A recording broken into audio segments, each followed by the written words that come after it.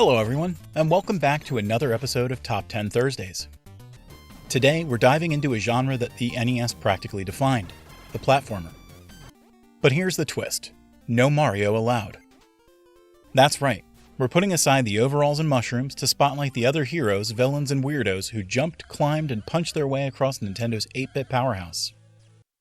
These games may not have sold as many copies as the trio of the mustachioed mainstay, but they're every bit as fun, and in some cases, even more creative.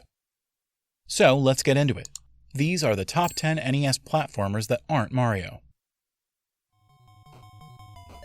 Let's kick things off with one of the weirdest games on the system. Monster Party is part horror spoof, part fever dream.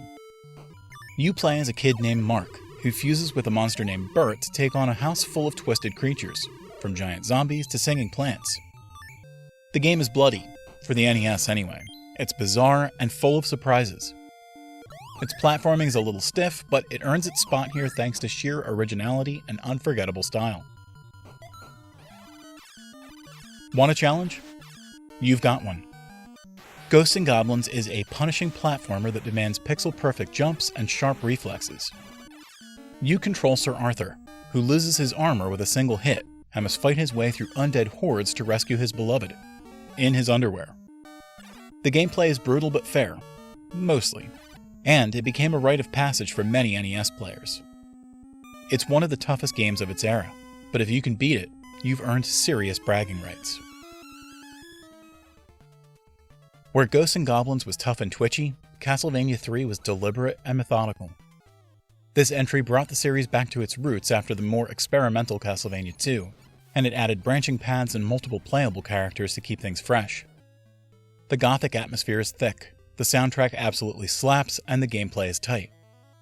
It's kind of like Super Mario Bros. 2 in the way it flipped the formula, offering multiple characters with different strengths. But here, it feels darker and more ambitious. Speaking of games with multiple characters, Little Samson might be the best of them all from this generation. You've got 4 heroes to choose from, each with unique abilities, and you'll need to master them all to get through the game's beautifully animated levels. In fact, this game feels almost like a spiritual successor to Super Mario Bros. 2, only with a more cohesive style and better combat. It's rare and pricey these days, but it's one of the most polished platformers on the system. Scrooge McDuck might not seem like your typical action hero, but DuckTales turned him into one of the NES's most beloved characters. Armed with a pogo cane and a thirst for treasure, Scrooge bounces his way through exotic locales with some of the catchiest music on the system. The controls are silky smooth, and the level design encourages exploration. Capcom knocked it out of the park with this one.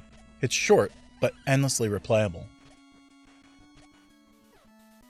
Okay, this might be cheating a bit because we're technically going to be talking about a whole series, but come on, it's Mega Man.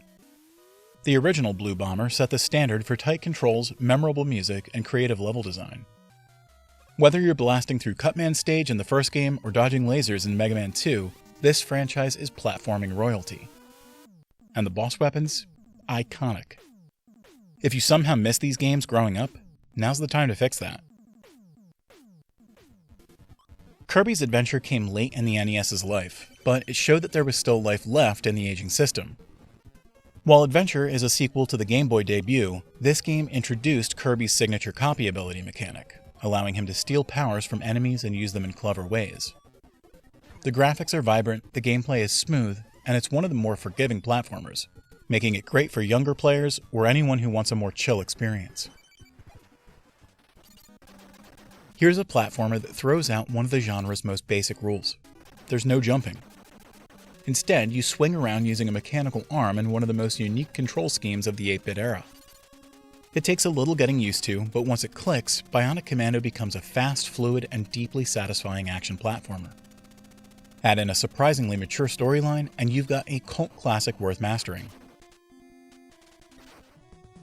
Licensed games didn't have the best reputation on the NES, but Batman is one of the exceptions. Developed by Sunsoft, this one plays more like Ninja Gaiden than a typical superhero game. You get wall jumping, tight controls, and a killer soundtrack, all wrapped up in a dark, gritty Gotham City. The sprite work is fantastic, and Batman's gadgets give it a unique flavor. It's one of the best comic book adaptations of the era. At the top of our list is a game most players in the West never got to experience until much later. Gimmick. Released only in Japan and Scandinavia, this game is a technical marvel. With physics-based mechanics, expressive animation, and complex enemy AI, it feels almost too advanced for the NES. You play as a small green creature named Yumitaro, who uses a magical star as both a weapon and a puzzle-solving tool. It's challenging, gorgeous, and ahead of its time in every way. If you're looking for something that pushes the NES to its limits, and maybe even past them, Gimmick is what you're looking for. It also recently spawned a sequel after all these years. And there you have it. 10 NES platformers that prove Mario wasn't the only one making waves back in the day.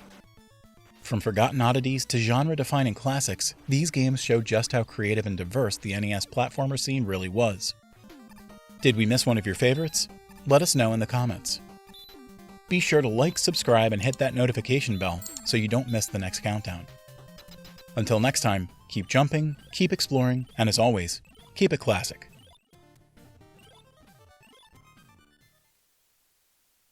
Check out our review for Arcade Paradise. It's a very fun, retro-heavy game.